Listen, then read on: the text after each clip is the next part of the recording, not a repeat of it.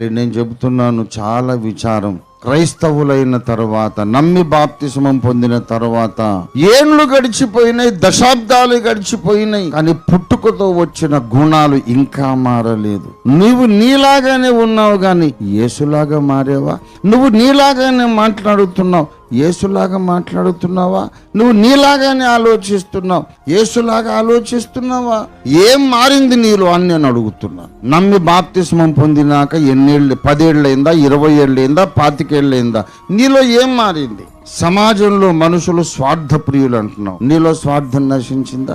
సమాజంలో మనుషులు బింకములు ఆడుచున్నారు అన్నావు, నువ్వు బింకములు ఆడడం మానేసావా? అహంకారులు ఈ లోకపు మనుషులు అన్నావు, నీలో అహంభావం నశించిందా?